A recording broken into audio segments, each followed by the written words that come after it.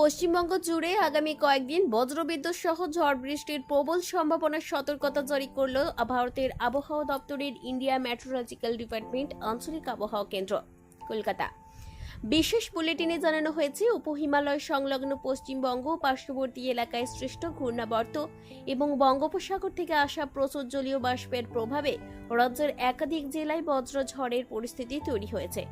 আবহাওয়া দপ্তরের পূর্বাভাস অনুযায়ী উত্তরবঙ্গের উত্তর ও দক্ষিণ দিনাজপুর, মালদা সহ বেশ কয়েকটি জেলায় ঘন্টায় 50 থেকে 60 কিলোমিটার বেগে ঝোড়ো হাওয়া, বজ্রপাত এবং মাঝারি থেকে ভারী বৃষ্টির সম্ভাবনা রয়েছে।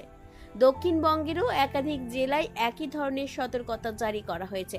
রায়গঞ্জ এলাকায় ইতিমধ্যেই বৃষ্টিপাতের রেকর্ড হয়েছে বলে জানানো হয়েছে।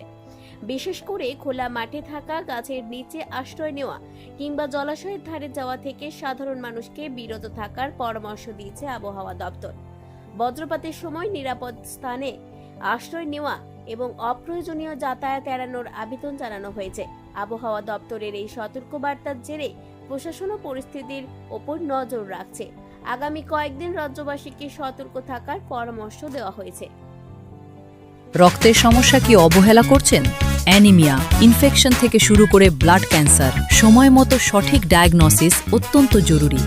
অ্যানিমিয়া ও ডেফিসিয়েন্সি প্রোফাইল টেস্ট, ব্লিডিং ও clotting test, advanced haematology test, cancer marker test, আধুনিক ডায়াগনস্টিকের মাধ্যমে রক্তের প্রতিটি সমস্যার নির্ভুল শনাক্তকরণ নিশ্চিত করা হয়। জীবনরেখা হাসপাতালে এখন রয়েছে সম্পূর্ণ হেমাটোলজি টেস্ট সুবিধা। আজই পরীক্ষা করুন, সুস্থ থাকুন।